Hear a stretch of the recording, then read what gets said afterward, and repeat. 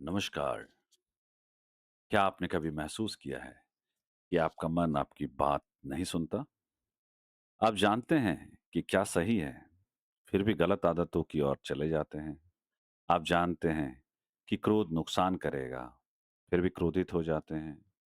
आप जानते हैं कि चिंता से समस्या हल नहीं होगी, फिर भी चिंता करते रहते हैं। यदि ऐसा आपके साथ होता है, तो आप अकेले नहीं हैं। सच्चाई यह है कि दुनिया की सबसे कठिन लड़ाई बाहर नहीं, बल्कि अपने ही मन के साथ होती है। आज हम गहराई से समझेंगे कि मन को नियंत्रित कैसे करें, क्यों मन भटक जाता है और कौन से व्यवहारिक कदम हमें मानसिक शांति और आत्मनियंत्रण प्रदान कर सकते हैं। तो चलिए पहले सबसे जानते हैं मन क्या है। मन कोई भौतिक वस्तु नहीं है। यह विचारों, भावनाओं, इच्छाओं, स्मृतियों और कल्पनाओं का एक प्रवाह है। मन का स्वभाव ही है लगातार कुछ न कुछ सोचते रहना। जैसे नदी का स्वभाव बहना है, वैसे ही मन का स्वभाव विचार उत्पन्न करना है। समस्या विचारों का आना नहीं है। समस्या तब होती है जब हम विचारों के गुलाम बन जाते हैं। आइए जानते हैं मन को नियंत्रित कैसे करें। क्यों इतना कठिन होता है मन को नियंत्रित करना? भगवत गीता में अर्जुन का भी यही प्रश्न था। वे पूछते हैं, हे श्री कृष्ण, मन अत्यंत चंचल, बलवान और हठी है। इसे नियंत्रित करना वायु को रोकने के समान कठिन लगता है। यह केवल अर्जुन की समस्या नहीं थी, यह हर इंसान की समस्या है।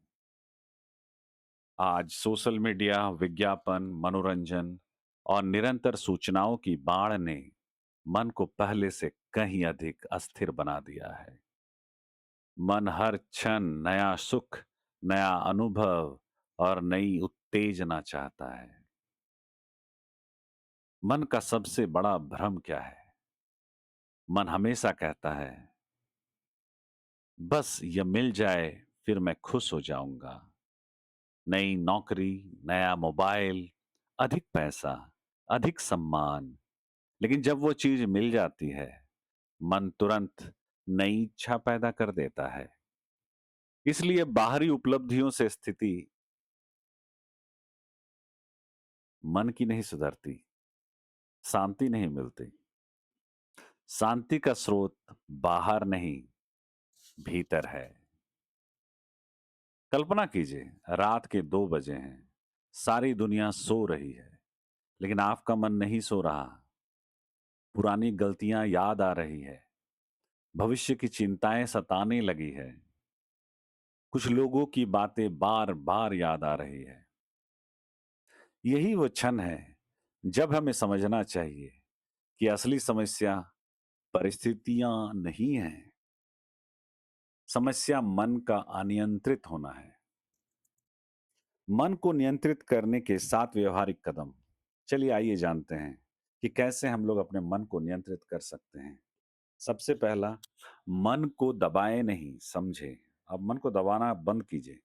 उसको समझिए वो क्या करना चाहता है, क्या कहना चाहता है। अधिकतर लोग मन से लड़ते हैं, लेकिन जितना लड़ेंगे, मन उतना शक्तिशाली होगा।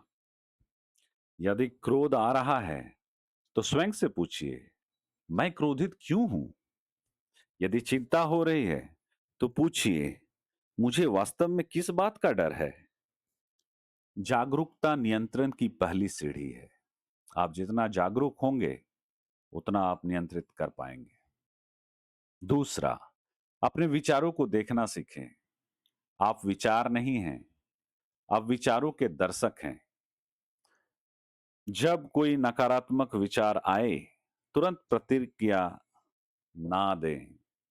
उसे केवल देखें, कहें, मेरे मन में यह विचार आ रहा है। धीरे धीरे विचारों की शक्ति कम होने लगेगी। जैसे जैसे आप अपने विचारों को देखने लगेंगे, आप उन्हें नियंत्रित कर पाएंगे। तीसरा, श्वास पर ध्यान दें। जब मन अस्थिर हो, श्वास पर ध्यान केंद्रित करें। गहरी सांसें लें, 4 सेकंड में सांस अंदर लें, 4 सेकंड रोकें, 6 सेकंड में बाहर छोड़ें। मैं फिर से कहता हूं, 4 सेकंड में सांस अंदर लें, 4 सेकंड रोकें और 6 सेकंड में बाहर छोड़ें। यह प्रक्रिया मस्तिष्क को शांत करती है।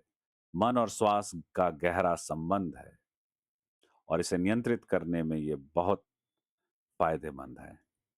चौथा, डिजिटल अनुशासन अपनाएं। आज मन का सबसे बड़ा अपहरणकर्ता मोबाइल फोन है। हर नोटिफिकेशन मन को भटका देता है। प्रतिदिन कम से कम 1 घंटा मोबाइल मुक्त समय रखें। सुबह उठते ही मोबाइल देखने की आदत छोड़ें।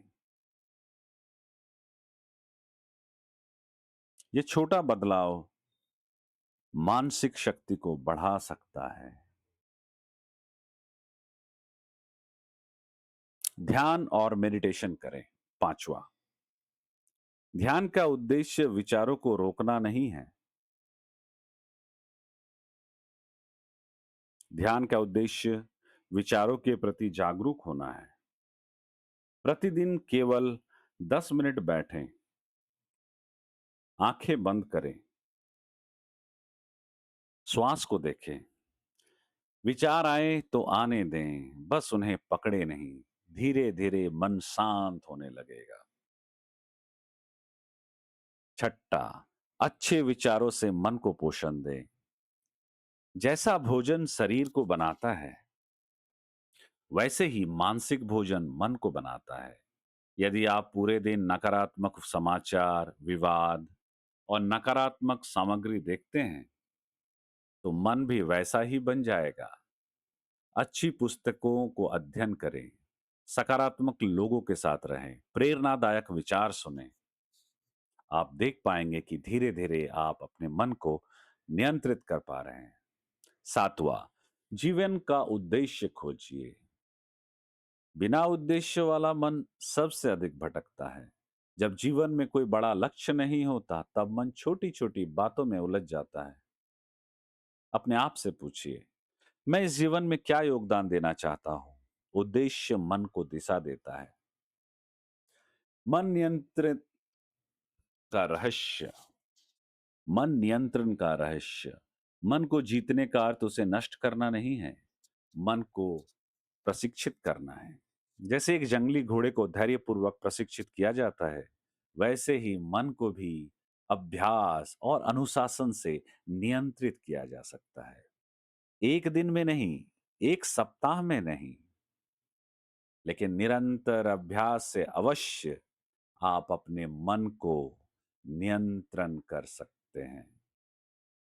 21 दिनों का की सरल चुनौती है। अगर आप अगले 21 दिनों तक सुबह 10 मिनट ध्यान करें, 10 मिनट प्रेरणादायक पुस्तक पढ़ें, प्रतिदिन 15 मिनट पैदल चलें, सोने से पहले मोबाइल बंद कर दें, दिन में 3 बार गहरी सांस लेने का अभ्यास करें, इन छोटे छोटे कदमों का प्रभाव आपकी पूरे जीवन पर पड़ सकता है।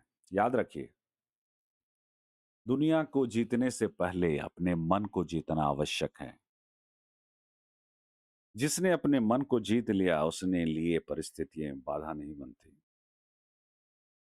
जिसने अपने मन को जीत लिया, उसके लिए परिस्थितियां बाधा नहीं बनती। इसको याद रखें। सुख बाहर नहीं है, शांति बाहर नहीं है, शक्ति बाहर नहीं है।